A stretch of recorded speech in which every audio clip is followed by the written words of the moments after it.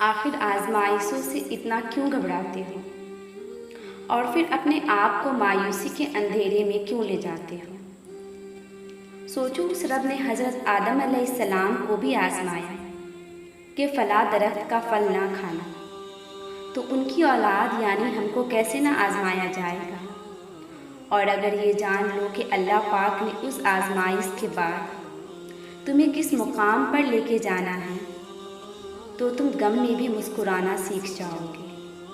پھر تمہاری وہ آزمائش ایک گھٹن بوجھ نہیں بلکہ تمہارے لیے سکون بن جائے گی۔ ان آزمائشوں کے بعد تو تم نے اللہ کو پانا ہے۔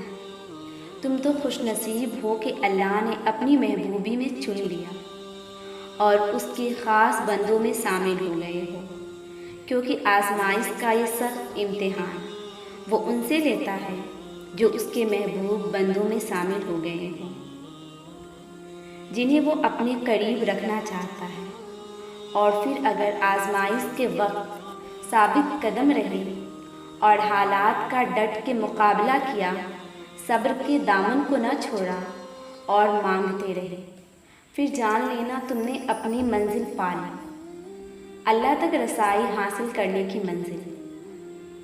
اور سنو، جب آزمائش کا وقت آتا ہے یا کوئی گھٹن سا مرحلہ آتا ہے، یہ نہ سوچو کہ اللہ پاک تو ہمیشہ اپنے بندوں کے ساتھ ہوتے ہیں، تو اب کہاں ہیں، اب کیوں نہیں سن رہے؟ کیونکہ یہ یاد رکھو، امتحان کے وقت استاد ہمیشہ خاموش رہتا ہے۔ بے شک وہ ہر پل تمہارے ساتھ ہے، لیکن وہ تمہارے ظرف کو، تمہارے صبر کو آزما رہا ہے کہ تم اس حالات میں بھی مجھ پہ یقین کامل رکھو گے یا ڈگمگا جاؤ گے۔ دراصل وہ تو ان آزمائشوں کے ذریعے ہی تمہیں مضبوط کرنا چاہتا ہے۔ وہ اپنے محبوب بندے کو حالات کے سامنے کمزور کیسے دیکھ سکتا ہے؟ وہ تو تمہارے اندر صبر، یقین، توکل اور تمہارے ایمان کو مضبوط کر رہا ہے۔ تو بس اب مشکلات میں پریشان نہیں ہونا، بلکہ اللہ کی قریب ملے گی اس بات سے خوش ہو جانا، اور وہ اپنے بندوں کو آزمائش میں ڈالنے سے پہلے ہی اس سے نکالنے کے وسیلے بنا دیتا ہے، اور اللہ تعالیٰ کسی بھی نفس کو اس کی طاقت سے زیادہ نہیں تکلیف دیتا۔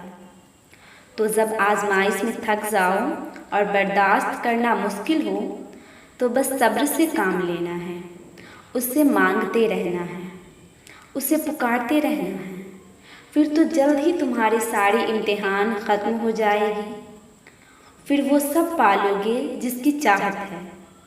آزمائش بھی اس کی نعمت ہے، جتنی آزمائش آئے گی اتنا اللہ پاک کے قریب ہو سکو گے، اتنا ہی اللہ کی یاد میں رہو گے، اس کی رحمت کے سائے میں رہو گے، اس کی قربت حاصل ہوگی۔ یہ سب کسی نعمت سے کم تو نہیں، تو آزمائش میں ہارنا نہیں ہے بلکہ ثابت قدم رہنا ہے، پھر صحیح وقت آنے پر تمہارے سارے امتحان ختم ہو جائے۔